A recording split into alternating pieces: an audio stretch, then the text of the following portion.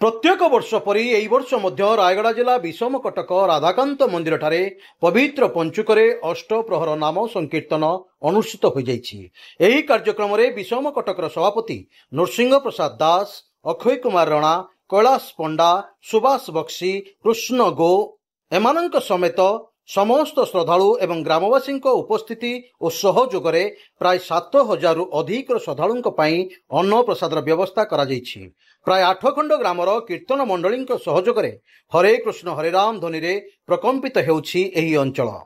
प्रत्येक श्रद्धालु माने प्रसाद सेवन परे आनंदर सह फेरुचंती। जय जगन्नाथ।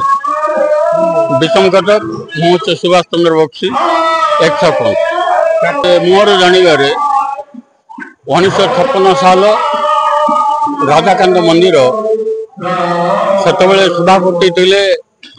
ये मंदिर भागवत तुंगी तैयारी होता जोटा कि राधाकृष्ण भागवत तुंगी से समय रे नरसिंह बल्लभ भाई सभापति थे।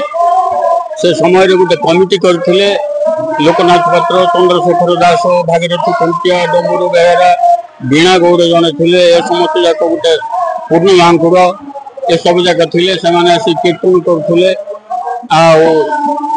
कार्तिक पूर्णिमा उपलक्षे चतुर्दशी दिन जागर उपलक्षे ये नाम यज्ञ चलिकी से दिन को आज पर्यंत चलिकी आसबाटा ना यहाँ विषमकटक सर्वसाधारण साहाय्य सहयोग अच्छे।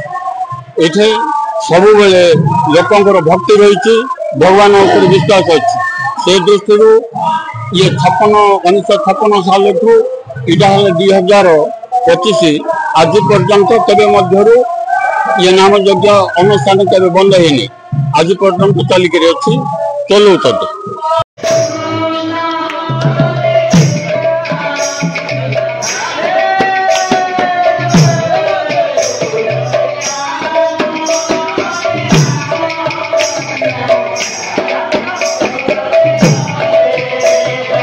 रायगड़ू दिलीप कुमार पड़ियारी रिपोर्ट, स्वतंत्र ओडिशा लाइव।